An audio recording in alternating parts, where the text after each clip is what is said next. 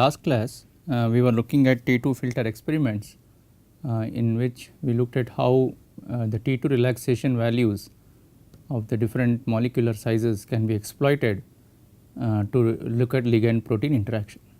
So, let us just quickly recap what we did in the last class.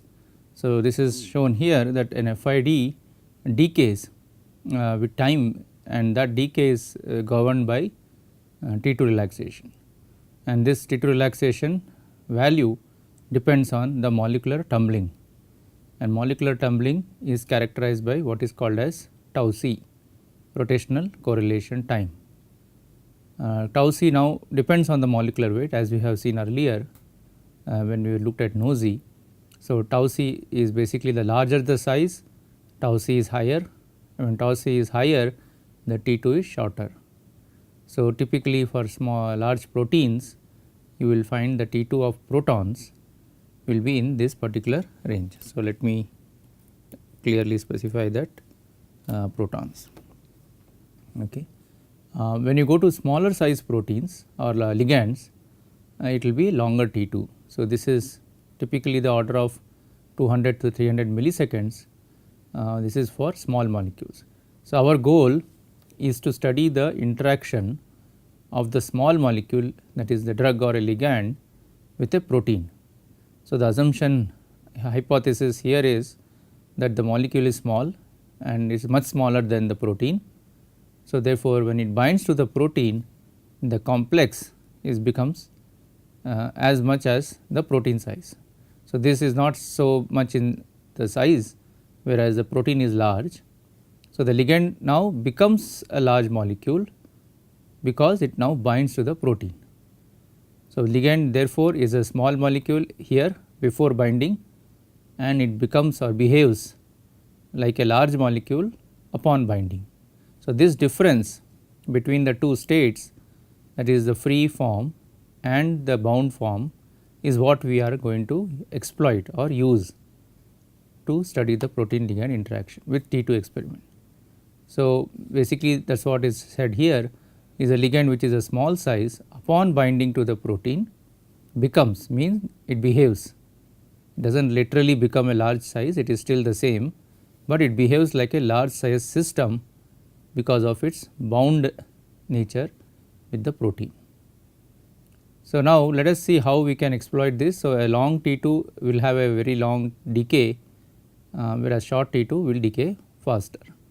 So, what we do in T2 filter is essentially this, that we give a delay between after the acquisition. So, as soon as you apply the pulse, we do not start recording the signal, we wait for a short delay, and this delay is, why is this required? This is mainly required because we want to eliminate any signals coming from the bound form and only keep the short form. But if the ligand is bound to the protein, then this decay will not be present and only this will be present, which means the signal will disappear if there is a binding of ligand to the protein. So, basically by monitoring the free ligand first, where it shows some decay, and then monitoring the ligand upon adding the protein, the difference will tell us whether there is indeed any binding or not. We will see this shortly. So, this is what we saw in the last class also, that what the delay essentially causes the decrease in signal because of this exponential damping factor. Okay. So, if the small T2 relaxation is short, then this exponential will damp, means go down faster. If this T2 relaxation is long, then this signal will not decay. Okay. So, this is the idea here, and this delay here which is shown here, this is not actually a simple delay, that means it is not simply a time gap. What is done is actually this sequence is applied, this is known as CPMG. In a CPMG you see this block here which is shown in the bracket, that is repeated n number of times, and this bracket block consists of a tau period, some delay tau, then a 180 degree pulse, and then a tau. So, this is a symmetric, means there is no chemical shift evolution during this period because of the echo. If you recall, we have seen earlier in the case of INEPT and other experiments, whenever you have a 180 degree pulse in the center of element, that is in between two equal delay periods, then there is no chemical shift evolution during that time, but the coupling will take place and also the relaxation. Coupling we do not care right now because the tau is really a short period, but this decay, definitely exponential decay will go on, and that is what we want. We want the molecule which are small to have a longer decay, I mean to detect those, the one which are short will be gone. So, this is the idea. And what is the values of delay? Typically tau values, this tau here is of this order 25 to 40 microseconds. So, when you multiply this by n, n is the number of times you repeat this block, is typically 40 into 25 is around 10 millisecond, or it can 20 milliseconds, or it can be 40 milliseconds, because this comes 2 times. So, this is how CPMG block is put in a 1D experiment. So, this is a standard 1D experiment.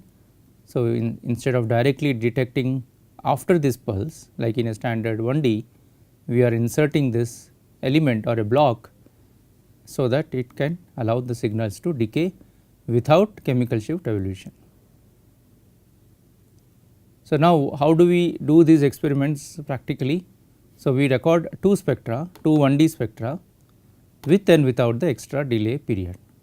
So, as I mentioned in the previous slides, that when you record with the delay period, your signal from the ligand bound to the protein will be gone, and when you record without the delay period, your only the free ligand should come. So, if there is no binding of the ligand with the protein, then with and without should look the same, and if there is a binding of the ligand with the protein, then with and without will look different, because in the time when the protein binds, a ligand binds the protein, the delay period will decrease the signal. So, let us see how schematically we can expect to see the spectrum. So, this is that interaction we are looking at, and now you can see without the delay, that is when I set the delay value tau to 0. Okay. So, if you go back here, this is this tau delay, sorry, and this is set to 0, and remember this 180 is a very small I mean the duration pulse. So, we will ignore, we will not consider this time of the pulse. So, let us assume this is also 0. So, when tau is 0, then the entire block is 0, that means there is no delay, and that is how we actually execute without delay. Now, with delay, let us say we use tau value of sorry, this is microseconds,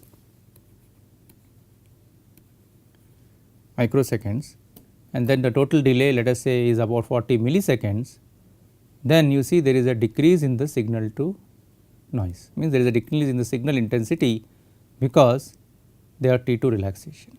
So, you see the ligand, even though it is a small molecule, if its T2 is not 0, therefore, it will also decay, whether it is bound or not, a free ligand also will have a T2, and that T2 will cause a slight decrease during this gap, during this tau period when CPMG is applied. This decay is now not so much because it is a small molecule. Now, when it is bound to the proteins, okay, so this is a decrease in intensity is not significant because ligand is small.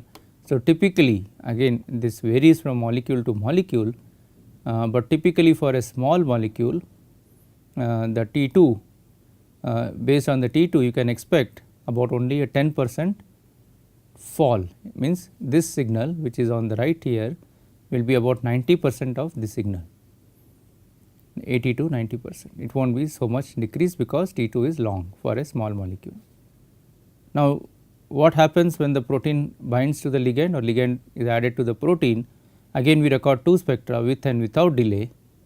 Now, without delay tau equal to 0, you will get some peak, okay, but this peak will be broader than this peak because of the larger complex. But now, when I add this delay, the T2, the tau has really decreased, the signal has really decreased in time. Again this tau I would put it as 40 microseconds. Okay. So, this is not in milliseconds, this is tau is 40 microseconds, but the total CPMG could be in milliseconds because we have n times this number. So, it could be that n is equal to 50 or 600, then it becomes 20 to 10 to 20 milliseconds. So, when I apply this delay, the protein ligand complex will show a very fast or very small intensity, that is because of the rapid T2 or rapid decrease in its intensity, and this is almost like very high rate of decrease, and again typically based on the T2 of a large protein and tau value of 40 microseconds multiply with n. So, I have to actually also, this is, remember, this is not just the tau, this is not just the tau, it is tau times the n, and this is also tau times multiply by n, because we have applying it n times. So, the total delay is actually tau into n. So, based on a typical T2 of a large protein, you can expect that the signal intensity would fall by almost 30 to 50%. So, this is the scenario for a large protein ligand complex, and this is how we can actually detect whether a ligand is binding or not. So, this is what typically people do in pharmaceutical companies. They will screen a large number of ligands with the protein. So, we, for example, let us say you are initially you are trying to discover a new drug, but you do not know which molecule will bind to the target protein. So, you start screening or you start adding one by one a lot of ligands. So, you quickly can record these spectra. These spectra typically take only a few seconds to record. So, their very sensitivity is very high. So, in a one day you can screen thousands of compounds automatically. These are all done by sample changers software which are automated these days. So, you just have to do it in a robotic manner. So, each ligand is added to the protein and you record these spectra. This is of course recorded only once for one ligand. So, you, and for every ligand one has to record these two, and for every ligand one has to record these two with the protein. So, there are about 4 such spectra, but you can see very quickly you can find out if the ligand is binding or not, because this decrease will not be so dramatic if there is no binding. So, by just adding the ligand and quickly screening for a large number of molecules, your initial hits for a drug molecule can be obtained, and then it can be further fine tuned, and the ligand molecule can be synthesized and so on for better binding, for more accurate. Now, there is one more thing, how do we find out whether this binding or this interaction, is it fast or slow? So, this is a very important point. The question is the interaction fast, means weak, or is it slow, it is strong. So, we want to, if you want to find out whether this is the case, then we can do the same experiment, but to distinguish between a fast binding case or a weak fast interaction or fast exchange case, weak binding or a strong binding case, what is done is you slowly increase the concentration of the ligand from very small value, that is from 0.1:1, and you keep increasing up to high values, that is 2:1, 3:1, or even 10:1, means 10 times ligand compared to 1 times protein. So, when you do that, when you go from a small concentration of the ligand to a higher concentration by titration, your T2 now will keep changing if there is a weak interaction. Why? Because a T2 value will be now a population weighted T2. So, this is a very important point, that the T2 average of the ligand is actually a population weighted, means population of the free form of the ligand into T2 of the free form of the ligand plus population of the bound form of the ligand and T2 of the bound form of the ligand. Okay. So, this is called population weighted T2. So, if you have a weak interaction between the ligand and protein, as you increase the population of the bound form, that means you add more and more of your ligand, then the T2 will shift towards this number, because this population will be less now, because more and more ligand is getting bound. So, your population of the bound form will increase, and the overall T2, that is the average, what you can see in the spectrum, will also increase decrease, because T2 of bound is less than T2 of free. T2 is bound is a larger protein size, a complex, compared to free. So, basically the T2 depends on what is the ratio of the population.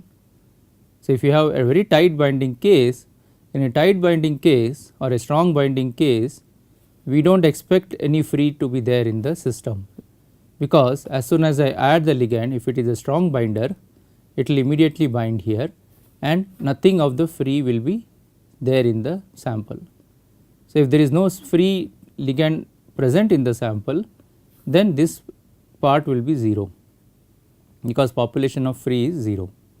So, your average T2 now is actually nothing but the T2 of the bound form. So, that is what is shown in this picture here, that I am getting a large decrease because there is no free form left. So, the entire decrease is only because of the bound form.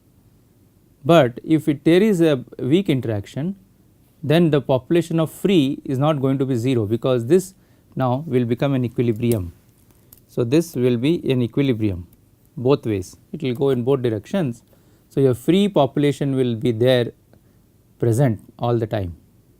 So, when there is that free population present all the time, this expression, this equation, you can see that this will not be 0, and therefore, you get an average value, and that average value means it is also has contributions from the free T2, which means the total T2 will be somewhere between this T2 free and T2 bound. It will not be completely like a T2 bound, neither will it be as small as or as long as T2 free. So, you can see that what will happen is this will not be so dramatic, it will probably come a little bit higher. Okay. But as you increase the population of, or if you increase the concentration of the ligand, then you are going to move from this free form to more and more of bound form, and therefore, your T2 actually starts changing as you increase the ligand concentration. So, this is basically the overall idea in a T2 filter experiment, that you are able to capture not only whether the ligand is binding or not, you are also able to figure out whether it is a weak binding case or a strong binding. So, again remember what is the range of the Kd value. When you say it is a weak binding, the Kd, that is the dissociation constant, we saw in the last part where we looked at the other experiments like chemical shift perturbation, we saw that the Kd value is what is characterizes the interaction of ligand with protein, and weak interaction means the Kd is somewhere from millimolar to micromolar, whereas when it goes from micromolar to nanomolar, we call that as a strong binding case. Okay. So, now let us say that there is no binding. So, this is what is shown here. If there is no binding, we saw already that there will not be any change in the intensity. Okay. So, then your intensity will remain the same. That means, here what we saw in the previous slide, here we are assuming there is a binding, okay. But suppose there is no binding at all, I mean this ligand just does not bind to it, then in that case this state, that is ligand and the protein, is the same as this ligand and this protein on both sides. So, there is no binding. So, in such a case everything looks the same, that is before adding the protein you have this scenario. Again remember this correction, this is the total delay, not tau value. Tau is roughly about microseconds, total delay I would have taken into n, tau into n would be 40 milliseconds. So, total delay with and without delay you will get this, but when you add the ligand to protein again you will get the same thing, because there is no binding. So, by observing this we can again say that there is no binding of the ligand to the protein. So, this is again useful for screening a large number of drug molecules when we study the discovery, I mean screening of new drugs for a given target protein. So, now let us move on to the next topic, of again how to study ligand protein interactions with NMR. This is one of the very popular technique in NMR spectroscopy and very routinely used in drug discovery. So, let us see what are the three major things. One thing is it is used for screening ligands which bind to a protein. Typically, in a drug industry, majority of the drugs target what is known as a receptor. What is a receptor? Receptor is basically on the cell you have a molecule, you have a protein which is sitting across this membrane. So, the ligand binds here, and anything whatever binding happens, it is transmitted inside the cell, the information, not the ligand. Okay. So, this information of ligand binding to the receptor is transmitted, and lot of interactions or any further development takes in the cell. So, drug blocking this interaction is what typically the drug molecules or drug industry is based on. So, typically they design a small molecule ligand which will bind to this receptor, similar to the natural ligand which is present in our body. But this particular ligand will have a much stronger affinity than the one which we have in our body. So, therefore, it continuously blocks the receptor and the action will not take place, because the natural ligand, that is which is supposed to do the job, is absent or is not allowed to bind. Okay. So, now in STD-NMR we try to characterize not the strong binding ligands, we first try to screen which are weak binding ligands, because once you have a weak binder, then you can slowly optimize it further and make it a strong binder. So, therefore, initially we start only with a weak binding ligands, and only STD-NMR, that is saturation transfer difference, we will shortly see what this means, but this basically is completely relies on a weak binding situation. You can't study a strong binding case. Strong binding, there are, as I showed in the previous slide, there are many other techniques, not only NMR, you can use non-NMR techniques to study strong binding. So, weak binding NMR is the only technique. In fact, one of the best application of NMR is to study weak interactions, and that is brought out very nicely in STD-NMR. Okay. So, therefore, when there is a weak interaction, there should be a fast exchange between the free ligand and the ligand bound to protein. So, this is similar to what we showed in the earlier slide.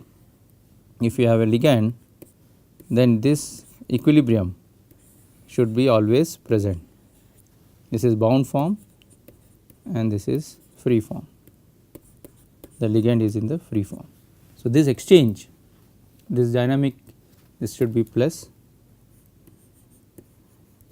So, this dynamic exchange between the free and the bound should be high, then only one can use STD-NMR spectroscopy. So, let us see how this, what is the principle behind this and how does it work. So, this is what is shown here. Let us say that you have a ligand which is bound to the protein which is going to bind, this is what we want to study, and assume that there is a fast exchange, which means there should be a weak interaction. What does it mean, weak interaction? Again I just repeat from the previous slide, Kd should be in the range of millimolar to micromolar, not less than micromolar. Okay. So, Kd should not be less than micromolar. So, this is typically the condition for studying the STD-NMR. So, now let us say that this is the case. Now, imagine that there is a proton here on the ligand, some proton, call it as delta B chemical shift, and suppose there is a proton on the protein. Okay. So, this is shown here. So, imagine that there is a proton on this ligand and there is another proton on the protein. Now, when it binds to this molecule, this is the same proton. So, this should be A, delta A. Okay. Now, what happens is in the bound form, if you recall our Nosy theory or Nosy principle, we saw that in some small ligands the Nosy effect is 0 because of omega into tau c becomes equal to 1. and in the protein case omega into tau c is always higher than 1. So, let me write down here, in a case of ligand omega into tau c can be equal to 1, okay. But in the bound form, bound to protein, that omega tau c becomes much higher than 1. And why is this happening? Because the tau c of a protein is much higher than tau c of a ligand. Remember, tau c depends on the molecular weight, and we also went through a formula, quick formula to estimate tau c. There we saw that tau c is basically molecular weight in kilodalton divided by 2. So, the molecular weight of the protein which is very high results in tau c becoming large. So, when tau c becomes large, then your omega into tau c also becomes large, much bigger than this number 1. And omega is same because we are doing all the experiments in the same spectrometer, but in the ligand case it may happen that your tau c is not very, it is not, NOE effect is not there because of the small tau c value, and therefore, the NOE becomes almost 0. But it depends on the ligand size again. Typically in pharmaceutical companies, people study the molecular weight of around 500, and for that kind of a molecule this will happen. Okay. So, now when I irradiate, suppose in the bound form, suppose I irradiate the protein, what happens is this protein signal, this when I irradiate the protein signal, this irradiation is transferred to this proton. And how is that transfer takes place? This transfer happens because of NOE, that is nuclear Overhauser effect, and that effect can happen only if they are close to each other. Again, just this condition is not necessary, I mean it is not sufficient. It is a necessary condition, but sufficient condition means there should be also a close distance between the two protons. Okay. So, this is very important. So, suppose there is some proton in the protein which is close to the ligand proton. So, if I irradiate that protein signal, that is a proton belonging to the protein, then that irradiation gets transmitted to the signal or to the proton on the ligand, and this transmission takes place because they are close in space, and not only they are close in space, they also satisfy this condition. Okay. So, this is what is shown here, saturation is transferred due to proximity. Now, when this ligand exchanges with the free ligand, because remember free and bound are in fast exchange. So, when because of that fast exchange, there is now this signal, the free ligand is also affected, because this proton is the same proton as this proton. Only thing is here it was in the bound form and here it is in the free form. So, therefore, if I decrease the signal of this peak, how do I decrease? By indirectly by irradiating a protein peak. So, a protein peak irradiation decreases the protein signal, and this decrease of protein signal is transmitted to the results in the decrease of ligand signal because of NOE, and that decrease of this ligand signal is now transmitted to this signal because this and this molecules are same. So, any decrease here is also similar to a decrease here, they are the same molecule. So, now by monitoring the free ligand, I can figure out whether there is an interaction going on or not, because the signal from the bound ligand may be very weak. So, the idea in STD NMR is that the bound signal of the ligand is very weak or very small because it is very large system, large complex, but the free ligand is available in large quantity and it is a sharp signal. A signal ligand from the spectrum of the ligand will be very free ligand will be very sharp. So, by exploiting that, we are able to study the interaction with the protein. We will continue this in the next class and look at how this manifests or how this shows up in the quality of the spectrum or how the spectrum can be interpreted.